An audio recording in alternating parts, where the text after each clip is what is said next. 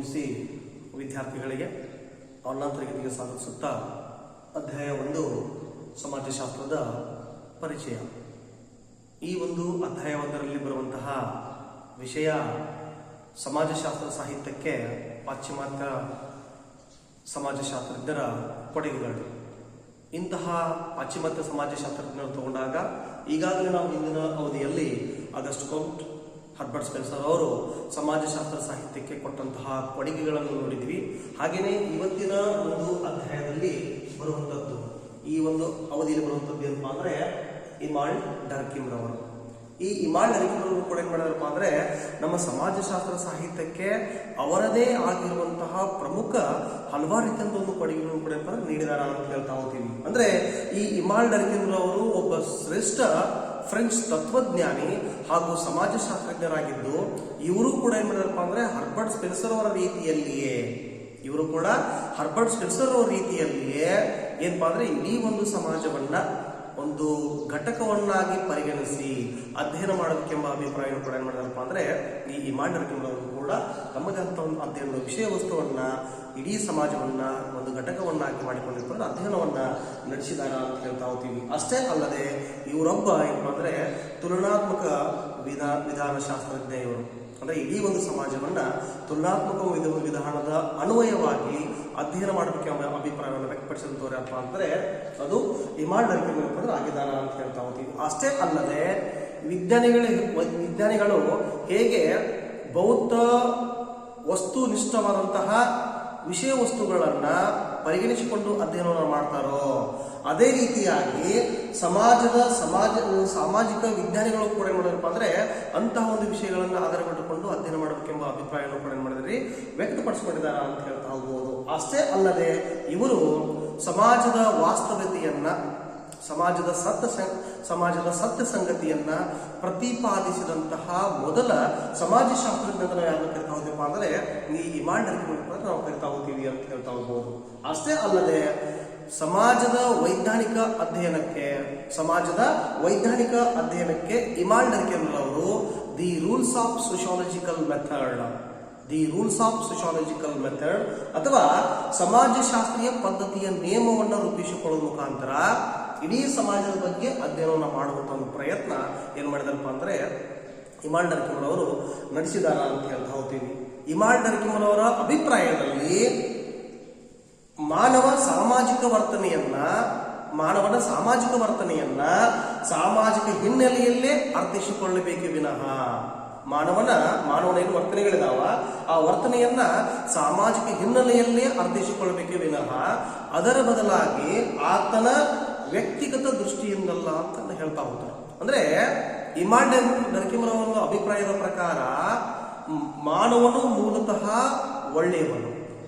ಅವನು ಏನಾದರೂ ಕೆಟ್ಟ ವರ್ತನೆಗಳನ್ನ, ಕೆಟ್ಟ ಮನೋಭಾವನೆಗಳನ್ನ ಹೊಂದಿರಬೇಕಾದ್ರೆ ಅದಕ್ಕೆ ಮೂಲ ಕಾರಣ ಏನಪ್ಪಾ ಅಂದ್ರೆ ಇಡೀ ಸಮಾಜ ಅಂತ ಹೇಳ್ತಾರೆ. ಅಂದ್ರೆ ಅವನ ಸುತ್ತಮುತ್ತ ಇರುವಂತಹ ಒಂದು ಪರಿಸರನೇ ಅದಕ್ಕೆ ಮೂಲ ಕಾರಣ ಎಂಬ ಅಭಿಪ್ರಾಯವನ್ನ ಏನಪ್ಪಾ ಅಂದ್ರೆ ಇದರಲ್ಲಿ ಅವರು ವ್ಯಕ್ತಪಡಿಸ್ತಾರ ಅಂತ ಹೇಳ್ತಾ ಹೋಗ್ತೀವಿ. ಅಷ್ಟೇ ಅಲ್ಲದೆ ಆಗಿರುವಂತದ್ದು ಏನಪ್ಪಾ ಅಂದ್ರೆ ಸಮಾಜದ ಹಿತಾಸಕ್ತಿಗಳನ್ನು ಪೂರೈಸಿಕೊಳ್ಳೋಸ್ಕರ ನಾವೆಲ್ಲರೂ ಕೂಡ ಏನಪ್ಪಾ ಅಂದ್ರೆ ಪ್ರತಿಯೊಂದು ಕ್ರಿಯೆಗಳನ್ನ ನಾವು ನಿರ್ವಹಿಸಿಕೊಳ್ತೀವಿ.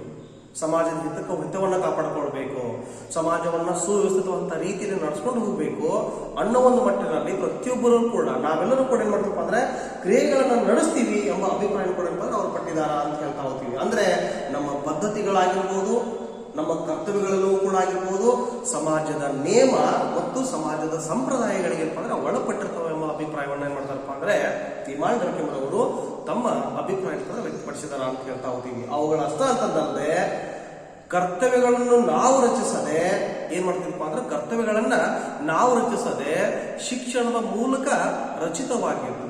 ಅಂದ್ರೆ ಯಾವುಗಳ ಮುಖಾಂತರ ಅದು ಅನೌಪಚಾರಿಕ ಶಿಕ್ಷಣವೂ ಕೂಡ ಆಗಿರ್ಬೋದು, ಇಲ್ಲವೇ ಔಪಚಾರಿಕ ಶಿಕ್ಷಣವೂ ಕೂಡ ಆಗಿರ್ಬೋದು. ಈ ಔಪಚಾರಿಕ ಮತ್ತು ಅನೌಪಚಾರಿಕ ಶಿಕ್ಷಣಗಳ ಮೂಲಕ ಏನ್ ಮಾಡ್ಕೊಂಡಿವಪ್ಪ ಅಂದ್ರೆ ನಾವು ಕರ್ತವ್ಯಗಳನ್ನ ಹೇಗೆ ನಿಭಾಯಿಸಿಕೊಳ್ಬೇಕೆಂಬುದನ್ನ ನಾವು ಕಲಿತುಕೊಂಡಿವಿ ಎಂಬ ಅಭಿಪ್ರಾಯ ಕೂಡ ಏನ್ ಮಾಡ್ತಾರಪ್ಪ ಅಂದ್ರೆ ಇಮಾಲ್ಡ್ ಡರ್ಕಿಮ್ ರವರು ನಮಗೆ ತಿಳಿಸಿಕೊಟ್ಟಿದಾರ ಅಂತ ಹೇಳ್ತಾ ಹೋಗ್ತೀವಿ.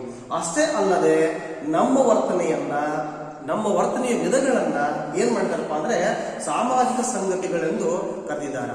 ನಮ್ಮ ವರ್ತನೆಗಳೇನಿದಾವಲ್ಲ ಅವು ಸಾಮಾಜಿಕ ಸಂಗತಿಗಳು, ಅಂದ್ರೆ ಸಾಮಾಜಿಕ ಸತ್ಯ ಸಂಗತಿಗಳು. ನಾವು ಯಾವ ರೀತಿಯಾಗಿ ನಡೆಸ್ಕೊಳ್ತೀವಿ, ನಮ್ಮ ಕಾರ್ಯಗಳನ್ನ ನಾವು ಹೇಗೆ ನಡೆಸ್ಕೊಳ್ತೀವಿ ಎಂಬುದು ಏನ್ ಮಾಡಿದಾರಪ್ಪ ಅಂದ್ರೆ ಅವರು ತಮ್ಮ ಅಭಿಪ್ರಾಯ ಕೂಡ ಏನ್ ಮಾಡಿದಾರೆ ವ್ಯಕ್ತಪಡಿಸಿದಾರ ಅಂತ ಹೇಳ್ತಾ ಹೋಗ್ತೀವಿ. ಅಷ್ಟೇ ಅಲ್ಲದೆ ಇವರು ತಮ್ಮ ಒಂದು ವಿಚಾರಧಾರೆಯಲ್ಲಿ ಏನ್ ಮಾಡಿದಾರಪ್ಪ ಅಂದ್ರೆ the division of labour in society, the division of labour in society ಎಂಬ ಒಂದು ಕೃತಿಯನ್ನ ವ್ಯಕ್ತಪಡಿಸುವಂತಹ ಒಂದು ಸಂದರ್ಭದಲ್ಲಿ ಅನೋಮಿ ಎಂಬ ಪದವನ್ನ ಬಳಕೆ ಮಾಡಿದ್ದಾರೆ.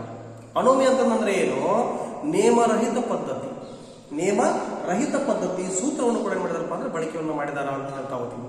ಈ ಅನೋಮಿ ಅನ್ನೋದು ಅಥವಾ ನೇಮರಹಿತ ಪದ್ಧತಿ ಅನ್ನೋದು ಏನು ಹೇಳ್ತೈತೆ ಅಂತಂದ್ರೆ, ಯಾವುದೇ ಒಂದು ಸಂಸ್ಥೆಯಲ್ಲಿ ವ್ಯಕ್ತಿ ಆದವನು ಆ ಸಂಸ್ಥೆಯ ಸದಸ್ಯರು ವ್ಯಕ್ತಿಯನ್ನ ಪೂರ್ಣವಾಗಿ ತನ್ನ ಸದಸ್ಯ ಅಂತ ನಾವು ಅವನಿಗೆ ತಿಳ್ಕೊಂಡಾಗ ಆ ವ್ಯಕ್ತಿ ಏನ್ ಮಾಡ್ತಾನಪ್ಪ ಅಂದ್ರೆ ಆ ಇಚ್ಛಾಪೂರ್ವಕವಾಗಿ ಸಂಸ್ಥೆಯ ಅನುಗುಣವಾಗಿ ನಡೆಸ್ಕೊಳ್ತಾನ ಅಂತ ಹೇಳ್ತಾ ಹೋಗ್ತೀವಿ. ಆದರೆ ಅಲ್ಲಿರುವಂತಹ ಸದಸ್ಯರು ವ್ಯಕ್ತಿಯನ್ನ ಏನ್ ಮಾಡ್ತಾರಪ್ಪ ಅಂದ್ರೆ ಕೇವಲ ಈ ಹಣ ಅಥವಾ ದುಡ್ಡಿನಗೋಸ್ಕರ ಮಾತ್ರ ದುಡಿಸ್ಕೊಳ್ತಾ ಇದ್ರು ಅಂತಂದ್ರೆ ಅವನ ಕರ್ತವ್ಯದಲ್ಲಿ ಲೋಪದೋಷಗಳು ಕಂಡು ಬರ್ತಾ ಎಂಬ ಅಭಿಪ್ರಾಯ ಏನ್ ಮಾಡ್ತಾರಪ್ಪ ಅಂದ್ರೆ the division of labour in society ಎಂಬ ಹೇಳ್ತಾನ ಅಂತ ಹೇಳ್ತಾ ಹೋಗ್ತೀವಿ.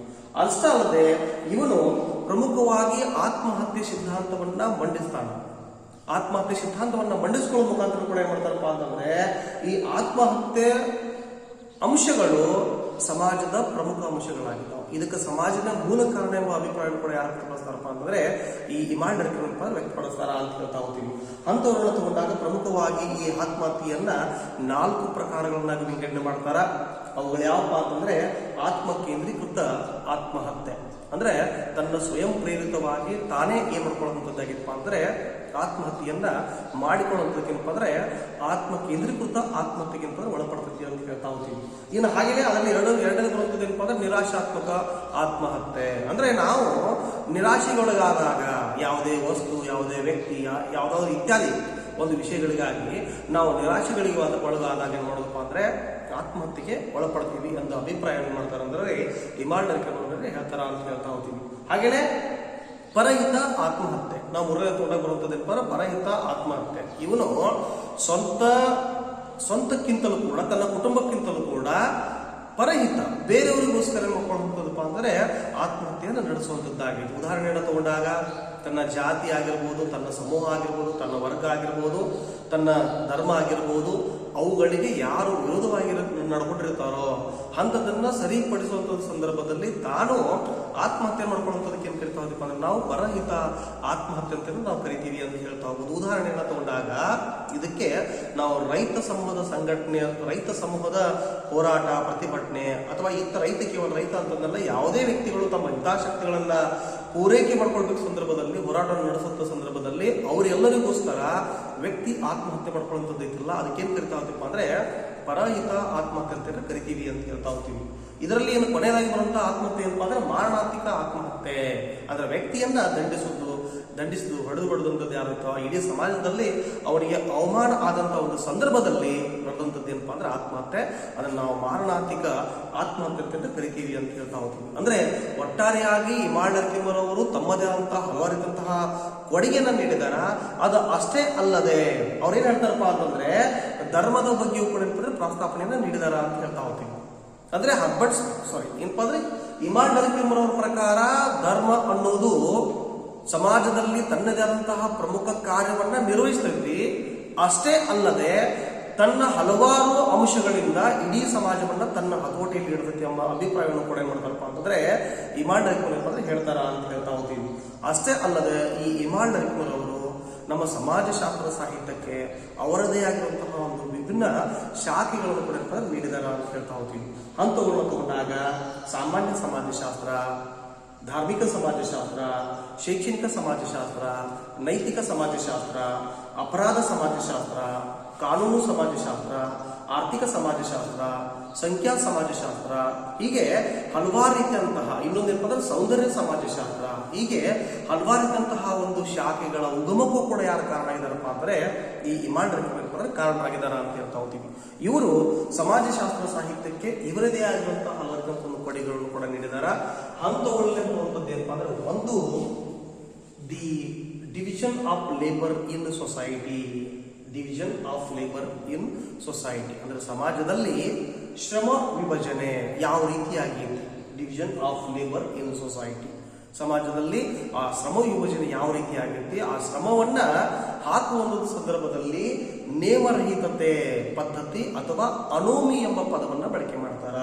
ಅಂದ್ರೆ ಇಲ್ಲಿ ಆ ಕಾರ್ಮಿಕರು ಯಾವ ರೀತಿಯಾಗಿ ತಮ್ಮ ಕಾರ್ಯ ಚಟುವಟಿಕೆಗಳನ್ನು ನಿರ್ವಹಿಸ್ತಾರೋ ಅನ್ನುವುದರ ಆಧಾರದ ಮೇಲೆ ಏನಾಯ್ತು ಅಂದ್ರೆ ಇಡೀ ಸಮಾಜ ತನ್ನ ಚಟುವಟಿಕೆಯನ್ನ ಮುಂದುವರ್ಸ್ಕೊಂಡು ಹೋಗುತ್ತೆ ಎಂಬ ಅಭಿಪ್ರಾಯವನ್ನು ಮಾಡ್ತಾರಪ್ಪ ಅಂದ್ರೆ the division of labour in society ಅಂತ ತಿಳಿಸಿಕೊಟ್ಟಿದಾರ ಅಂತ ಹೇಳ್ತಾ ಹೋಗ್ತೀವಿ.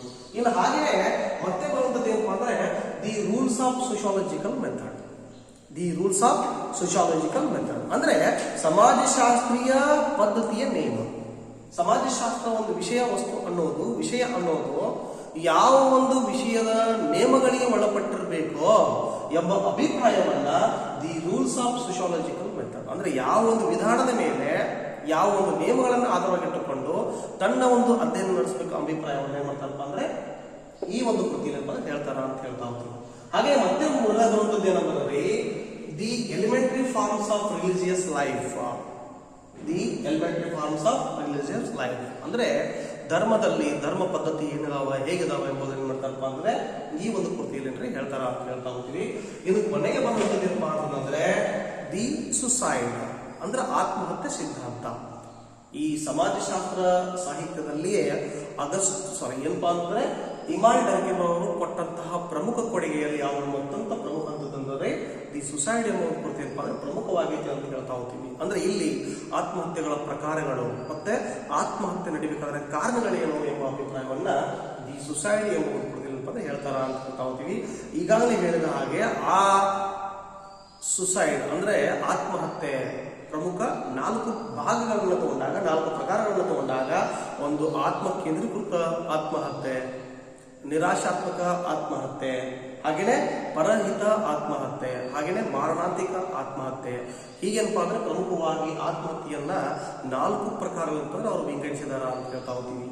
ಹೀಗೇನೆ ಇಮಾಲ್ ಡರ್ಕಿಮ್ ಏನ್ ಮಾಡ್ತಾರಪ್ಪ ಅಂದ್ರೆ ನಮ್ಮ ಸಮಾಜಶಾಸ್ತ್ರ ಸಾಹಿತ್ಯಕ್ಕೆ ಅವರದೇ ಆಗಿರುವಂತಹ ಒಂದು ಕೊಡುಗೆ ಕೊಟ್ಟಾರ. ಈ ಇಮಾಲ್ ಡರ್ಕಿಮ್ ಅವರ ಪೂರ್ಣ ಹೆಸರನ್ನು ತಗೊಂಡಾಗ ಡೇವಿಡ್ ಇಮಾಲ್ ಡರ್ಕಿಮ್ ಎಂಬ ಒಂದು ಪೂರ್ಣ ಹೆಸರನ್ನು ಕೂಡ ಏನಪ್ಪ ಅಂದ್ರೆ ಇಮಾಲ್ ಡರ್ಕಿಮ್ ಒಳಗೊಂಡಿದಾರ ಅಂತ ಹೇಳ್ತಾ ಹೋಗ್ತೀವಿ. ಇವರು ಕೂಡ ನಮ್ಮ ಸಮಾಜಶಾಸ್ತ್ರ ಸಾಹಿತ್ಯಕ್ಕೆ ತಮ್ಮದೇ ಆದಂತಹ ಅನೇಕ ರೀತಿಯಂತಹ ಮಹತ್ವವನ್ನು ಕೊಡುಗೆಯನ್ನ ಈ ಇಮಾಲ್ ಡರ್ಕಿಮ್ ನೀಡಿದಾರ ಅಂತ ಹೇಳ್ತಾ ಹೋಗ್ಬೋದು.